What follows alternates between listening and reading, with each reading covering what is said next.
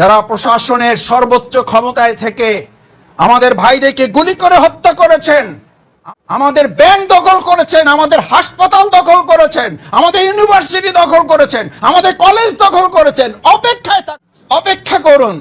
ইন্নাহু হুয়া ইউবদি ওয়া ইউঈদ ওয়া হুয়াল গফুরুল ওয়াদুদ যুল আরশিল মাজিদ ফাআলুল লিমা ইউরিদ। তার কাউকে ফোন করতে হয় না, তার কারো কাছে দ্বারস্থ হতে হয়। আপনি কি পরিকল্পনা করবেন এটা শেষ কথা না, যে আল্লাহ তাআলা আপনার জন্য যা পরিকল্পনা করে রেখেছেন ওটাই কি হবে। যেন প্রিয়নবী মুহাম্মদুর রাসূলুল্লাহ সাল্লাল্লাহু আলাইহি ওয়াসাল্লামকে বলা হয়েছে ইল্লা আইয়াশা আল্লাহ, আল্লাহর ইচ্ছা ব্যতীত কোনো কথা তুমি বললে ওটা বাস্তবায়ন হবে না, সুতরাং এটা তুমি বলবা। তো মুহাম্মদুর রাসূলুল্লাহ সাল্লাল্লাহু আলাইহি ওয়াসাল্লাম এত পরিকল্পনাবিদ, এত কিছু যোগ্যতা আল্লাহ তাকে দিয়েছেন, যদি এটা না বললে হয় যে আল্লাহর ইচ্ছা ছাড়া কিছুই হবে না। আমার আপনার জন্য কেন আমি নিশ্চিত হয়ে গেলাম যে 18 কোটি মানুষ যদি দেশে নির্বাচন করেও তাও আমি আব্দুর রহিম আব্দুল জব্বার আমাকে দিয়ে এই কাজ হবে বলে আমি মনে করি না।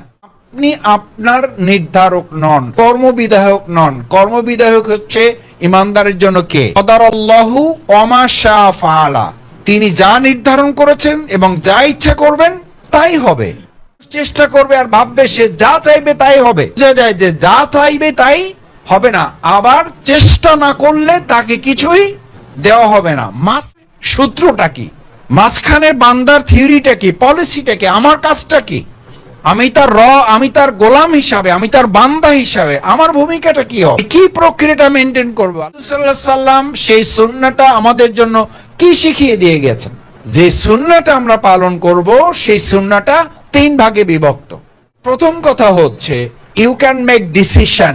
আপনাকে আল্লাহ তাআলা স্বাধীন সত্তা দিয়েছেন, আপনি একটা কি নিতে পারেন, সিদ্ধান্ত নিতে পারেন। ইউ ক্যান মেক ডিসিশন, আপনি একটা সিদ্ধান্ত নেবেন যে আল্লাহ আমি এই কাজটা করতে চাই, আমি এই কাজটা করার জন্য সিদ্ধান্ত নিয়েছি। এতে আল্লাহ তাআলা আপনাকে ঠেকাই দিবেন না, এটা আপনার কোনো গুনাহ নাই, বরং এটা করাই হচ্ছে আল্লাহর ফয়সালা। এখানে যারা আসছি জামাত কর্মী এবং সমাজকর্মী, এই আলোচনার প্রথম টার্গেট নাম্বার 1 পয়েন্ট হচ্ছে আমরা আজকে সিদ্ধান্ত নিতে চাই, আমরা আল্লাহ তাআলার প্রতিনিধি। আল্লাহ তাআলা আমাদেরকে এই সমাজ এবং রাষ্ট্রের প্রতিনিধিত্ব করার জন্য পাঠিয়েছেন। এখানে রাসূল করিম সাল্লাল্লাহু আলাইহি ওয়াসাল্লাম ঘোষণা করছেন মান তালাবাল ইলমি লিউমারিয়া বিহিস সুফাহা।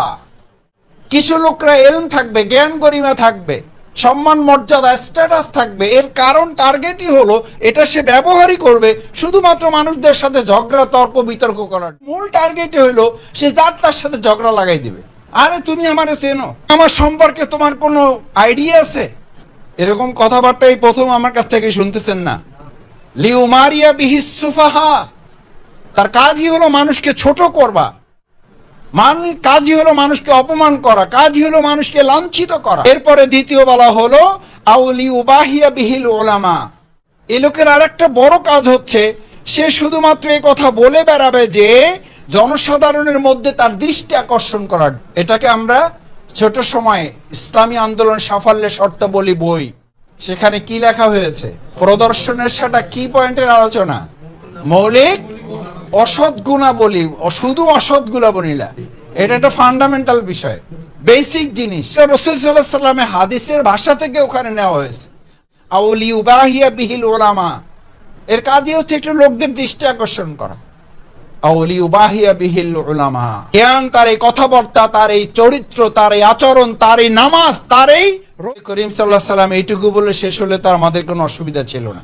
এরপরে তিনি বললেন আউলিউসরিফা উজুহান নাস ইলাই, যারা সমাজে কিছু কাজকর্ম করে বেড়ায়, কিছু ভূমিকা রাখে, সমাজের জন্য নিজেকে উৎসর্গ করে, ত্যাগ কোরবানি পেশ করে, পেশ করার পর তার আরেকটা কাজ হলো, তার জ্ঞান অর্জনের মূল লক্ষ্য হলো সে যেন মানুষের মধ্যে সবসময় আলোচনায় থাকে। এই আলোচনায় থাকা, দৃষ্টি আকর্ষণ করা এবং তার আর একটা বাহাদুরি এবং অন্যের সাথে নির্বোধের মতো ঝগড়া বিবাদে লিপ্ত হওয়া, ছোট করে দেখা সবাইকে। এই 3 লোকের ব্যাপারে রাসূল করিম সাল্লাল্লাহু আলাইহি ওয়াসাল্লামের শেষ শব্দটা হলো উজুহান নাস ইলাইহি ফাহুয়া ফিন্নার। জ্ঞান আছে, এলেম আছে, সাথে ভালো ভালো আলমে আছে, অনেক কিছু আছে, ফাইনালি ফাহুয়া ফিন্নার সাল্লামের ভাষায় এই লোকেরা কোথাকার অধিবাসী? জাহান্নামের অধিবাসী। সম্মানিত ভাইয়েরা, রাসূল সাল্লাল্লাহু আলাইহি সাল্লামের ভাষায় এই লোকেরা কোথাকার অধিবাসী? জাহান্নামের অধিবাসী। সম্মানিত ভাইয়েরা।